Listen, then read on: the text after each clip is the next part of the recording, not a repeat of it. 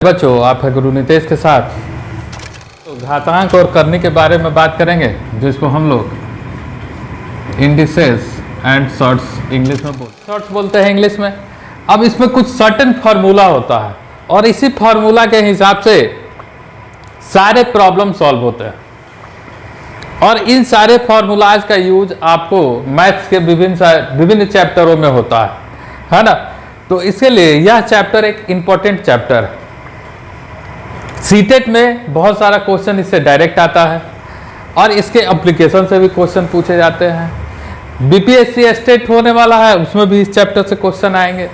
तो यह कुल मिला के एक बहुत ही महत्वपूर्ण चैप्टर बन जाता है।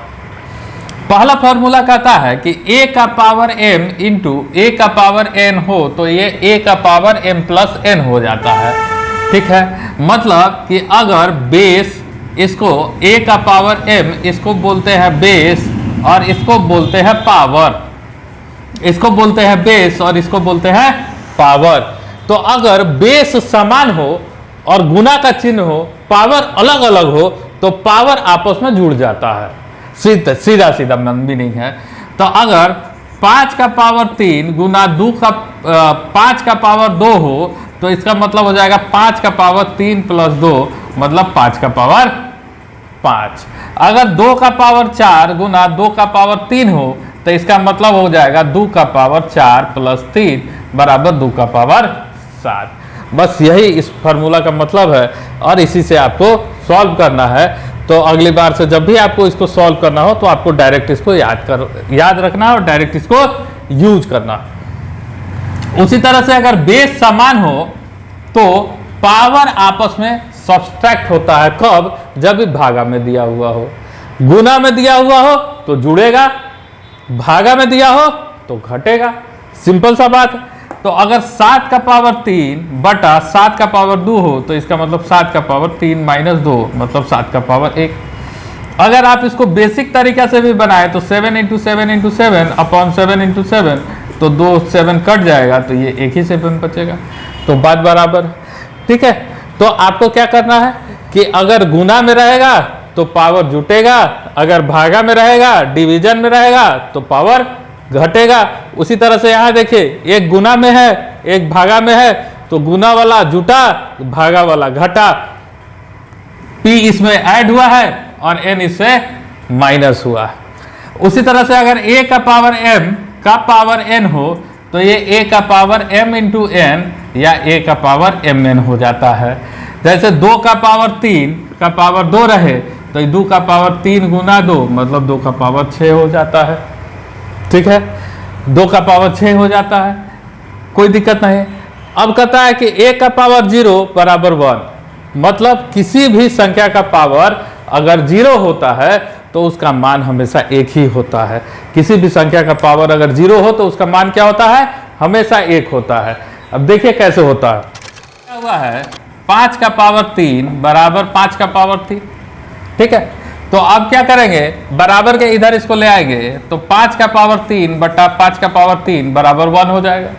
ठीक है, अब अभी इस फॉर्मूला को हम लोग पढ़े तो 5 का पावर 3 माइनस 3 बराबर 1, तो 5 का पावर 0 बराबर 1। तो इससे क्या होता है कि किसी भी संख्या का x का पावर अगर 0 होगा तो वो भी 1 होगा, 7 का पावर 0 होगा तो वो भी 1 होगा, 9 का पावर 0 होगा तो वो भी 1 होगा। मतलब किसी भी संख्या का पावर अगर 0 हो तो उसका आंसर हमेशा 1 होता है। अब कहता है a का पावर माइनस m बराबर 1 अपॉन a का पावर m, है ना। ये उल्टा हो जाता है ना। जैसे दिया हुआ रहेगा कि 5 का पावर माइनस 3 तो इसका मतलब 1 अपॉन 5 का पावर 3, 2 का पावर माइनस 2 तो इसका मतलब 1 अपॉन 2 का पावर 2, ऐसा हो जाता है। सीटेट का पूछा हुआ सवाल है कि 2 का पावर 4 प्लस 2 का पावर 2 प्लस 2 का पावर माइनस 2 प्लस 2 का पावर माइनस 4, इसका आंसर क्या होगा? तो 2 का पावर 4 का 16 और इसका मतलब 4, 1 बटा 4 1 बटा 16। ठीक है, अब इसमें क्या, तो ये हो जाएगा 256 प्लस 16 चौका 64 प्लस 4 प्लस 1, तो ये हो जाएगा 256 प्लस 4 60, 60 320 324 325, तो ये हो जाएगा 325 बटा 16। तो ये इसका आंसर हो जाएगा। इसी तरह से दिया हुआ है कि a b का पावर m हो तो a का पावर m और b का पावर m हो जाता है। मतलब कि अगर 3 गुना 5 का पावर 3 हो तो इसका मतलब 3 का पावर 3 गुना 5 का पावर 3, बस इस तरह से कर देना है। सेम दिया हुआ है a बटा b का पावर m हो तो a का पावर m अपॉन a का पावर n हो जाता है। इसके अलावा दिया हो कि अगर a का पावर m बराबर a का पावर n हो तो m बराबर n होता है। बहुत इंपॉर्टेंट फॉर्मूला है, इसका हमेशा यूज पड़ता है। कहता है कि अगर बेस समान हो तो पावर भी हमेशा समान होगा, और अगर पावर समान हो तो बेस भी हमेशा समान होगा, क्योंकि अगर 5 का पावर 3 कीजिएगा बराबर x का पावर 3 तो दुनिया में और कोई नंबर ही नहीं आएगा जिसको x के जगह पे 5 के अलावा कुछ और रख दीजिएगा तो दोनों का पावर 3, दोनों का q आपस में बराबर हो जाए। ठीक है, तो इसीलिए ये अगर बेस समान होता है तो पावर आपस में बराबर होता है, और पावर समान होता है तो बेस आपस में बराबर होता है। चलिए इस पे हम लोग अब कुछ प्रॉब्लम करते हैं। 2 का पावर 3 का पावर 2 क्या हो जाएगा? तो दिया हुआ है 2 का पावर 3 का पावर 2। अभी हम लोग फॉर्मूला पढ़े कि a का पावर m का पावर n होता है तो a का पावर m गुना n हो जाता है।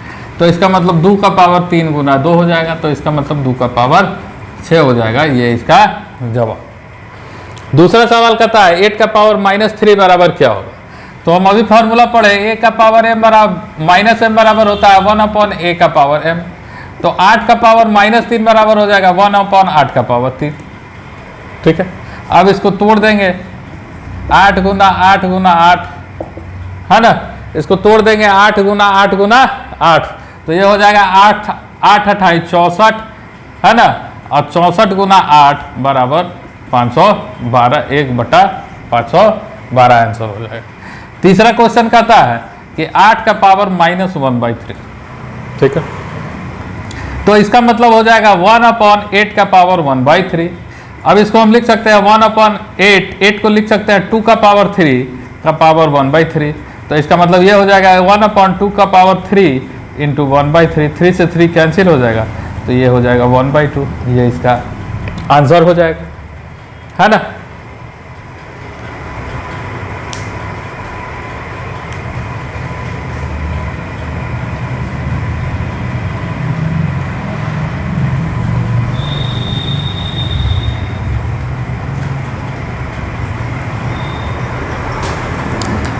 क्वेश्चन नंबर 4 कहता है कि 3 का पावर 4 अपॉन 9 का पावर 4।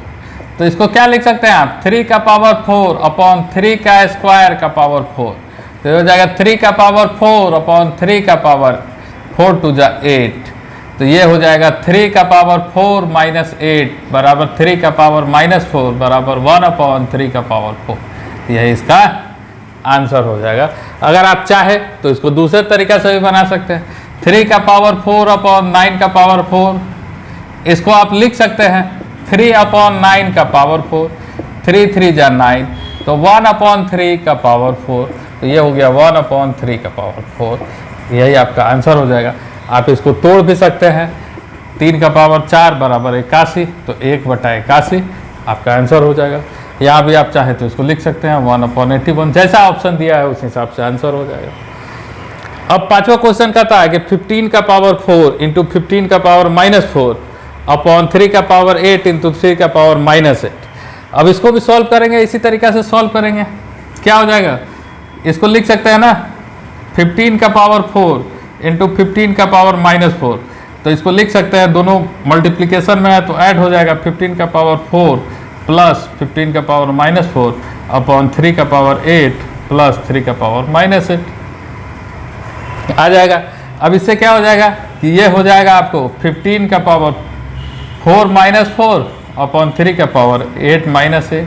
तो ये हो जाएगा 15 का पावर 0 अपॉन 3 का पावर 0, और किसी भी संख्या का पावर 0 1 होता है तो ये हो जाएगा 1/1 बराबर 1।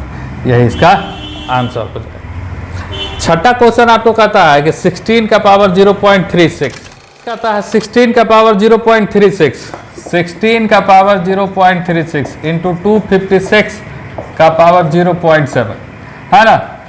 देखिए इस तरह के सवाल में जब भी हम बना रहे हैं तो आप देख रहे हैं कि इस सवाल का जो भी फॉर्मूला का बेस है या तो बेस बराबर हो या तो पावर बराबर। तो पावर बराबर करने से कुछ ज़्यादा इसमें फ़ायदा होने वाला नहीं है।